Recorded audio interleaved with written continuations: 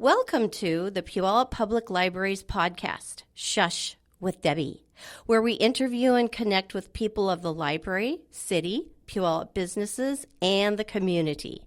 I am Debi. I work here at the library as outreach technician, where I mostly do outreach, but I really do a little bit of everything.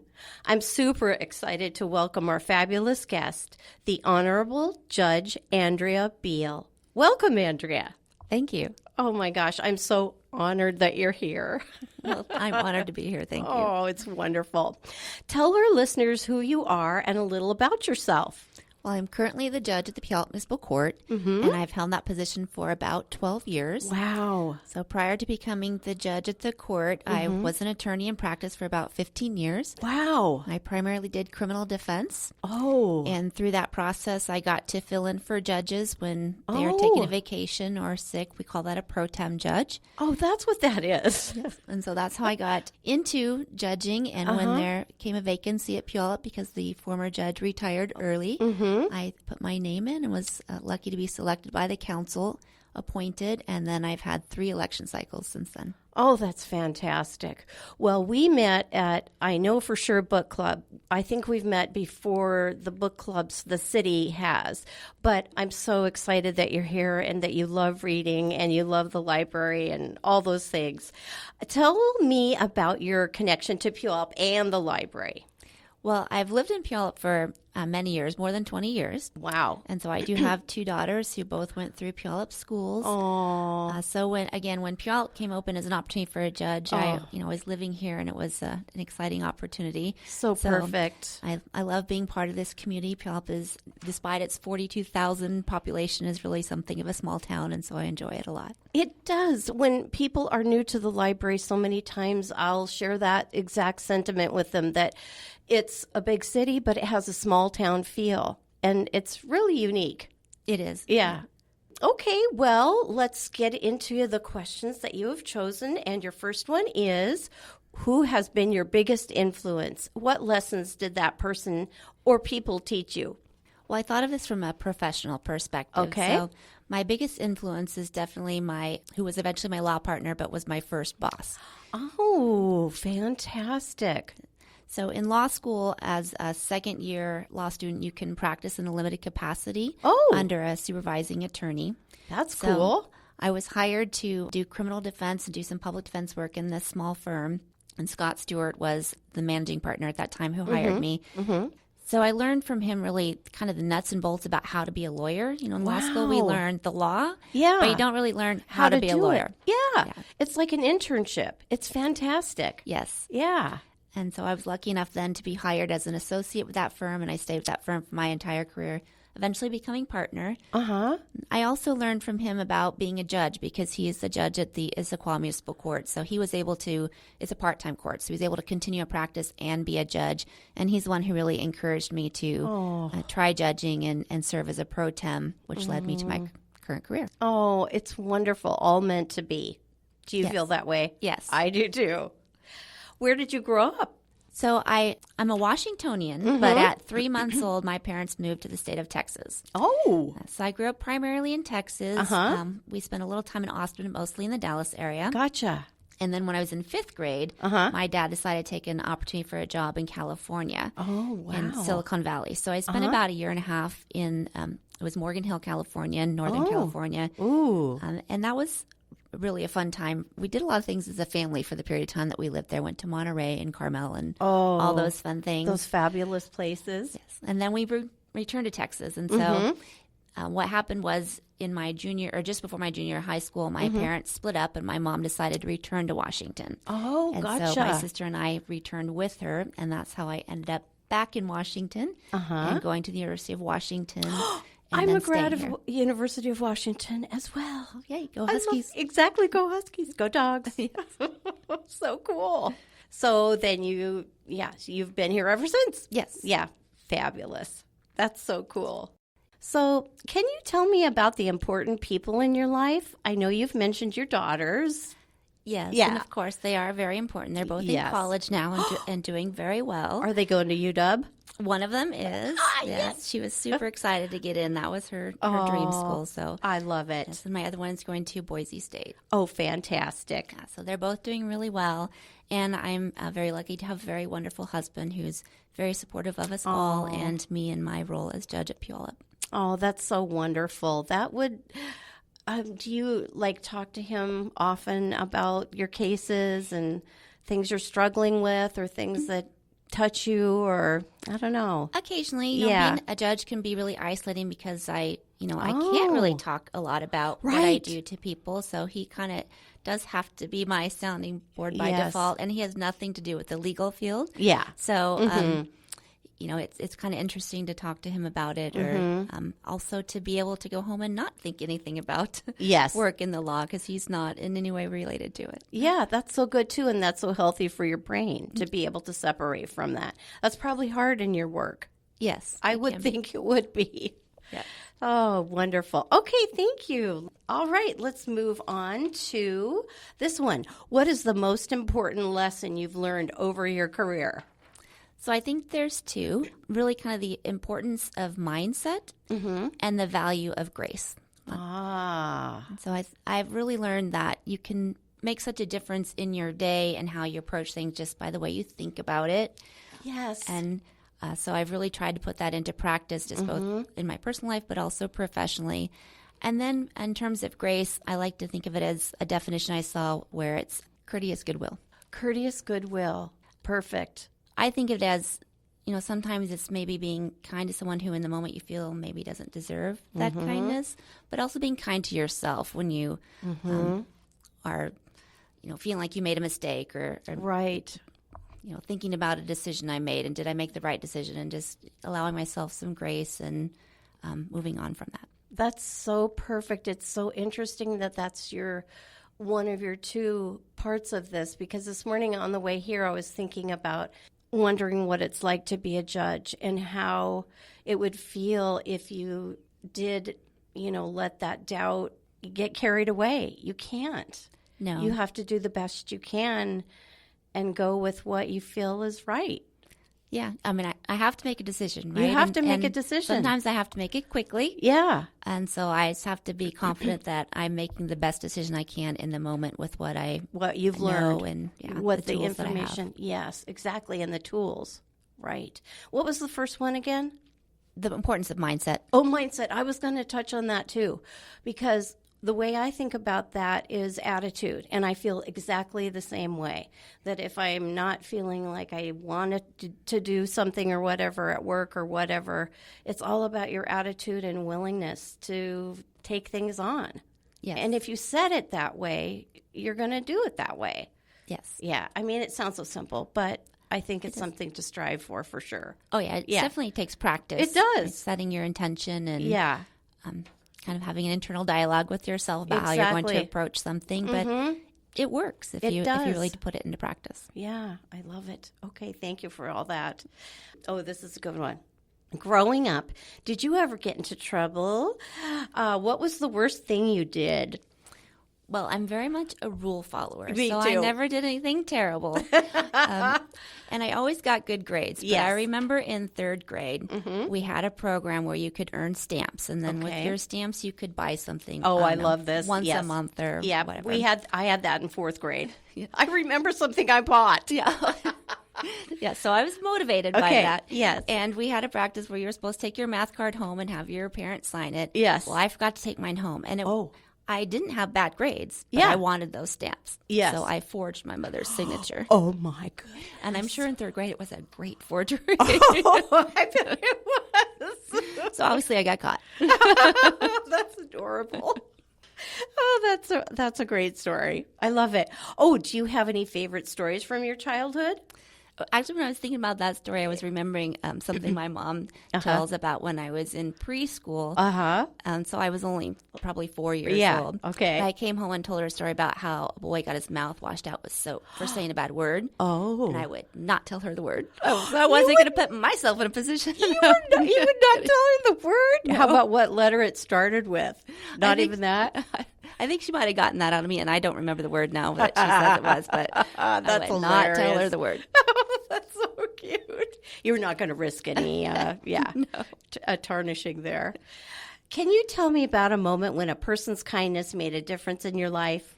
Yes, I found myself separated from my first husband when my daughters were only 3 and 14 months. Oh. And it happened right before we were going to be going on a family vacation. My dad still lives in Texas, so we were going to go visit. Yeah. And I left anyway and took the daughters and went to Texas. And so it was a very difficult time. Yes. And while I was there, I got a phone call from my next door neighbor who I was friendly with, but we weren't close. Okay. But I just remember receiving that call and her reaching out to me. And that effort and that extension of kindness led to a really great friendship. When I got home, we became very close. She's still one of my dearest friends, and it just was really meaningful to me at that time. Oh, that is so sweet. And sometimes those unexpected moments like that, you would never have expected that. Yeah. And the coolest thing is that she did it. Yes. Because sometimes we don't know what to say when someone is hurting. Yeah. But so many times it's better to try. Yes. And led to a wonderful friendship. Oh, that's beautiful. If you didn't have your current career, what occupation would you like to try?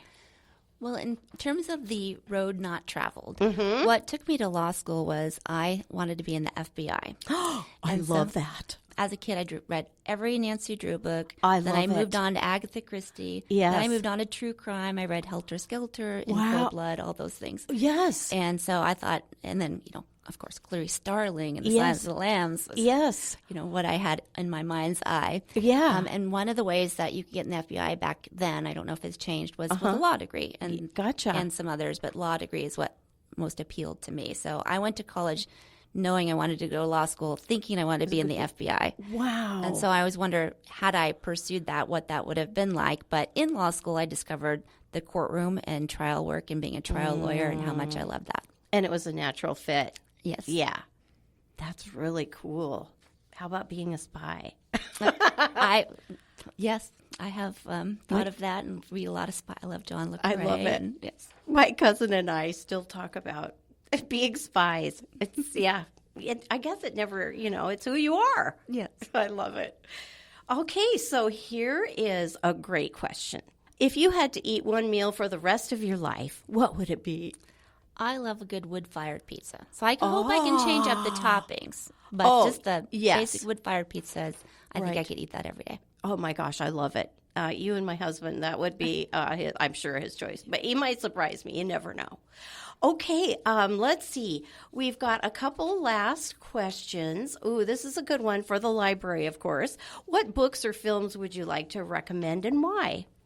So one of the greatest books I like to recommend is called Just Mercy. It was also made into a movie. Oh, perfect. By Brian Stevenson. Okay. And he is a lawyer who started the Equal Justice Initiative in the South. It's in Alabama, I believe.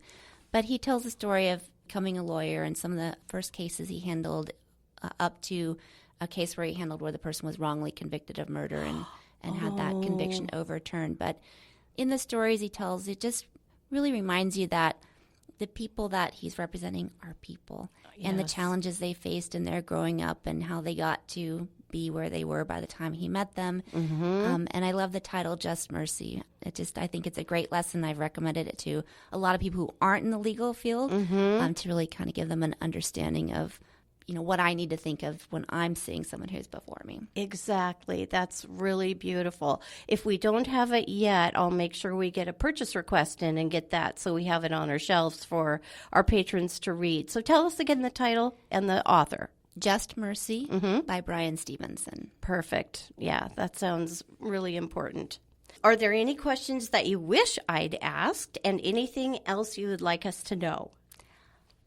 I don't know about any questions that I wish that you asked, but I do want you to know that I'm very honored to have been invited to interview. And I think it's really important, judges have this, I think, air of mystery. Sometimes we're viewed as austere or intimidating. And it's important to know that we're just people. Yes. With an important job. Yes. But exactly. just people doing the best that we can. Oh, so true and so well said. I'll never forget at one of our book clubs for the city when you came up to me and we chit-chatted about the book and how we'd enjoyed it. And that just meant so much to me because I guess there is kind of a mystique. I think for me, it's out of so much respect and awe for what you do because it's so important. So thank you. Thank you for being here. It was great. I loved it. Thank you. Thank you. Okay, bye.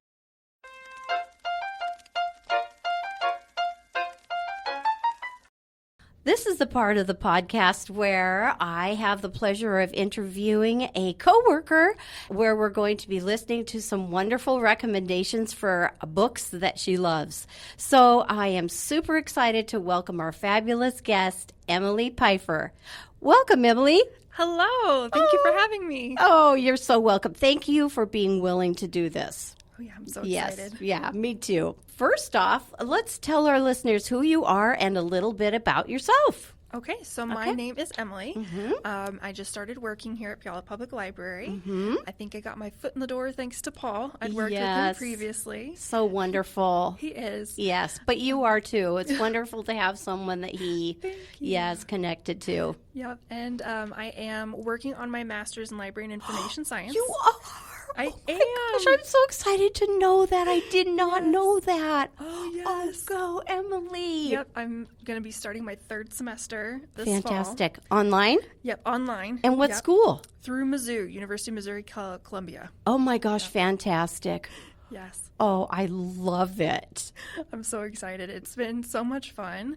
I'm doing an double emphasis on archival studies and child and youth services. Oh my gosh, what a great combo. I couldn't decide, so I was yeah. like, why not both? Do both, exactly. Yeah. Do you love our history room? I do. Oh my gosh, do you want to get your hands in there and get going? Yes. Oh my gosh, I wish you could. Maybe you will. Maybe. Okay, I love it. Anything else? Well, that's the big thing. I've got 3 cats. Oh, you Love have them 3. all. 3. We have 2. Oh, we just adopted. We adopted a pair. We did too. Yeah, they didn't seem to mesh very well. So one of them, unfortunately, we had to send back. She was very aggressive, very mean to everyone but the people. But now our 3 cats are getting along mostly. Oh, so wonderful. I have to ask their names. I have to. So our oldest one, his name is Lucifer. Oh, whoa. He's a tabby. He's tabbies. sweet. Tabbies are... They're the boss. They are, but he is so ornery, but so kind and sweet, but will tell you when he wants something. Yes. Yeah. Oh, yeah, for sure. So he's our oldest one. Okay. The other one, her name is Seminole, because that's the name of the road that I found her on. Oh, when we lived in Virginia was Seminole Trail. Oh. Yeah. She was a failed foster. My husband got very attached to her. I love it. It was so cute, so funny. Uh-huh. She is a little drama queen. Oh, my gosh. And we've definitely learned that when we introduced now Sassafras is our new one. She is a Russian blue mix. She is 8. She is sassy, which is her nickname. Oh, yeah, of course it is. She has a hilariously expressive face. Oh, I can't wait to see pictures. Oh, my gosh. Is she gray? She's gray, yeah. Yes. And she just has such a wonderful coat. Oh. She loves being pet. Oh. And Seminole, unfortunately, is absolutely terrified of her. Oh, my gosh. It will sound like a cat fight's happening. And we've watched, it is just Seminole being spooked and freaking out. Oh, my gosh. It is so funny. Oh, my gosh. I love your cats. I love their names and their stories. Yes. Yeah, I'll need to see pictures later. Sorry, folks, but you'll have to come in and talk to Emily if you want to see a picture of any of these cats. Oh, yes. I feel like we could do a cat podcast. Yes. You know, that's a new idea. Okay, let's get to the books. Okay. But let's think about cats for the future. All right. Okay, because we have 2, you have 3, there's 5 right there. Oh my gosh. We could talk all day. I have so many cats that I love. The neighborhood cats. Yes. We could do a little special on raccoons. I've got neighborhood raccoons that I've named. Oh, we could go on. I love it. All right. Well, what's your first book that you want to tell us about? Tell us the title and the author, and then just let it. Yeah, so today I've brought 2, a sci-fi and a fantasy. Okay. Those are my big genres. Love them. Yes. So the first one, it's a fantasy. It's called Black Sun. Black Sun. By Rebecca Roanhorse. Okay. It is a first book in a series. Right now it's a 3-part. It's the Between Earth and Sky series. Okay. It originally came out in, I think, 2020. Okay. October 2020. Ooh, nice. Goodreads, if you follow that, it has a 4.19 star review. And then I think on, was it the Shelf list? I'm not sure. Oh, no. What the shelf? That's okay. I forgot what that was called. Okay. But the other list. the counterpart to Goodreads, Okay. I can't remember. I can't think of it either. That one has a average rating of 4.25 out of 5 stars. So you know it's good. It's good. And it's pretty much, it's fantasy, but instead of it being a medieval Europe-based or like a Japanese feudal or Chinese-based fantasy, it is pre-Columbian and Mesoamerican-based. Oh my goodness. It is fantastic. Wow. I love it. I don't want to say too much because I think our listeners should definitely check it out. Yes. It can get a little gritty. There's no hanky-panky, really. Okay. But it definitely can get a little gritty and graphic. Okay. For the violence at times. Yes. But I personally don't think it's too much. If you've read Verity, you're fine. Okay, yes. I couldn't get through the from first what 2 you pages. said. Yep, of that one. This is better. Yeah, okay. It's got magic flying crows, and I feel like that's What? Okay. right there. That's all you Magic need to know. flying crows. Yes. Okay. I really want to know more about that, but I'm going to have to read it to You find will. out. Okay. It's amazing. I love crows. The third book, Mirrored Heavens, just came out. Okay. June 2nd, I think. Okay. I have checked. We have all 3. Oh, perfect. So it is wonderful. Okay, that's so good. I'm so glad. And we have that third one too. We do. Yeah, we have all 3. Okay. Oh, okay. And then what is the second book?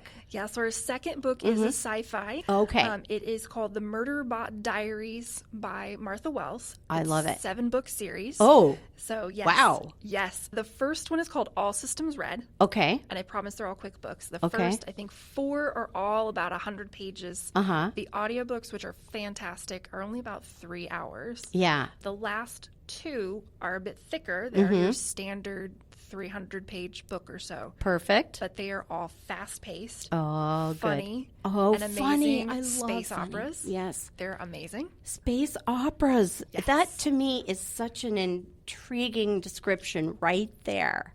Plus, you said bot, so I love robots. So, yes. Yep, and Murderbot, while they wouldn't call themselves Murderbot to anybody else, Murderbot was built. They've got biological and kind of constructed parts. Oh. And they are what's called a sec unit or a security unit. Okay. And they have anxiety. They have anxiety. That's pretty much Murderbot Diaries in a nutshell, is that Murderbot has anxiety. Oh. Yep. And is it about the job? A little bit. A little bit. I don't want to Okay. spoil too much. No. But Okay. Yes. Murderbot has figured out how to hack their governor module that tells them what they can and cannot do. Okay. They've hacked it, and all they want to do is sit and watch their soap operas. Oh my God. And they have anxiety and can't talk to people. And it's incredibly relatable because all Murderbot wants to do is watch their shows. That's it. But stupid humans keep messing up. Making them their do this work. Yes. Yes. So it's so much fun. It sounds really Yes. fun. We have the whole series. And it's funny. It is. So, what could be better? I know. They're so refreshing, Yeah. especially if you have a heavy read. Yeah. And you need something just You need light, something witty, right Takes there. you away. Oh my gosh. Yeah. Yep. Oh my gosh, so good. All right. So tell us the titles of both books again and both authors so the patrons can come and get them when they're ready. Absolutely. So there Okay. is Black Sun by Rebecca Roanhorse. Okay. That is the Between Earth and Sky series. Okay, and that's the fantasy. Yep, that's the fantasy. Okay. And then All Systems Red by Martha Wells. Okay. And that's the Murderbot Diaries book 1. Okay, perfect. And that's the sci-fi. Okay, I love it. Now, is there any other book or recommendation you'd like to make? Oh, well, if you like the Bookshops and Bone Dust and Legends and Lattes, I'm currently reading You Can't Spell Treason Without T by Rebecca Thorne. Okay. Very cute, similar, kind of cozy fantasy. I love that. Goes a little bit more in depth. It is LGBTQ as well, and I love that. It's I so do too. Fun.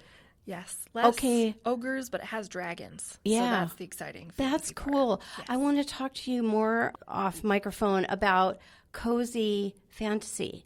Oh, yes. Yeah, because I have several patrons that I deliver to who might be interested in that. Oh, yes. Yeah, because, okay, good. Yes, thank you. I love cozy. Yes, yeah, me too. And what a world of cozy there is. Yes. It's amazing. Yes. There are so many worlds. Romantasy has its thing, but Yeah. cozy fantasy. Yes. I don't even know what to call that, but that's, Yeah. I love that. You Yeah. give me something cozy with dragons. I'm happy. Yeah, Give me a little cup exactly. of tea or coffee every now and then. Yeah. We're good. And a We're good. kitty. Yes. Kitty to curl up with. Yes. Yep. Nice pillow and a blanket. Mm-hmm. Shut Perfect. the door. Yep. I love Perfect. it. Perfect. We got to do a cat. We do. Yes. Okay. Yeah, we do. We do. We're going to write that on my list. Well, Emily, this has been so lovely. I feel like I'm getting to know you even more, which makes me so happy. And I'm so grateful that you were willing to do this. You just started a few months ago, right?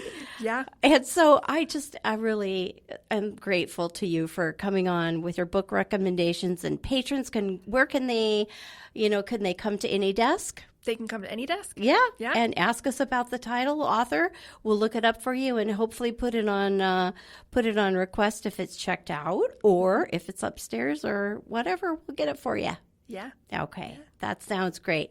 Well, come and see us at the desks here at the library, and thank you so much, Emily. Thank you for having me. All right. You're welcome. Bye. Bye.